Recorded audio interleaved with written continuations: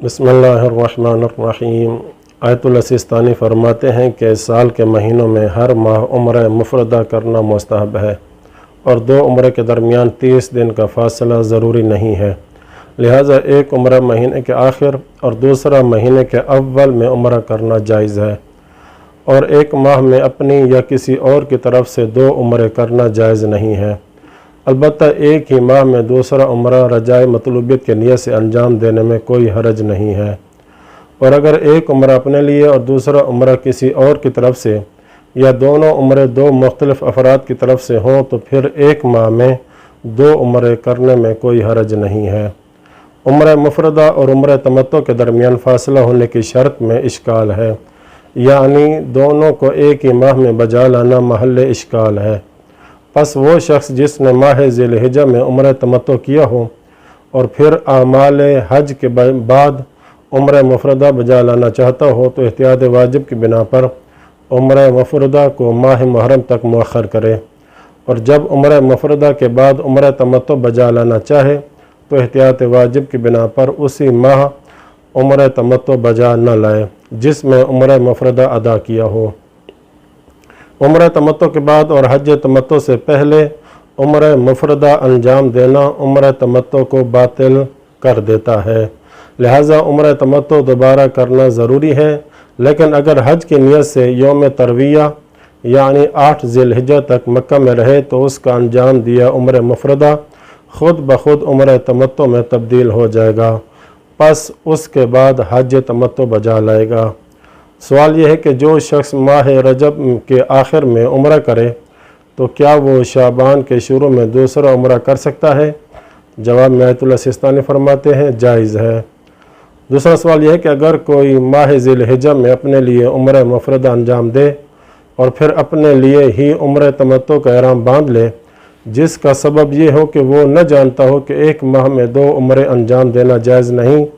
تو اس کی شرعی ذمہ داری کیا ہوگی؟ جواب میں آیت اللہ سیستانی فرماتے ہیں یہ حکم یعنی کہ جس ماہ میں عمرہ مفردہ انجام دیا ہو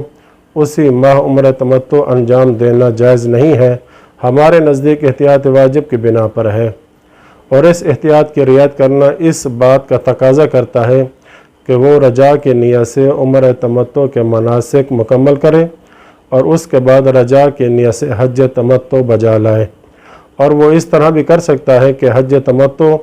اور حج افراد کے مشترکہ اعمال کو حج تمتع اور حج افراد کے نیت سے عام نیت یعنی ایسی نیت جو دونوں کو شامل ہو کے ساتھ ادا کرے، جس سے اسے شرعاً صحیح حج انجام دینے کا یقین ہو جائے گا۔ لیکن اگر اس کا فریضہ تمتع تھا تو اس بجا لائے ہوئے عمل کو کافی نہ سمجھے اور آئندہ سال حج بجا لائے، اس شرط کے ساتھ کہ اس پر حج تمتع اسی سال واجب تعینی نہ ہو۔ پس اگر حج اس پر اسی سال واجب تعینی ہو تو عمرہ مفردہ کو شمار نہیں کرے گا، اور اگر وہ عمرہ مفردہ کی ادائیگی میں مطلق طور پر اجیر ہو تو اگلے ماہ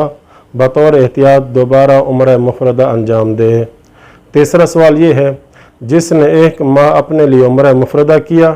تو اس کے لیے اسی ماہ اپنے اور کسی اور کے لیے مشترکہ عمرہ مفردہ کرنا صحیح ہے؟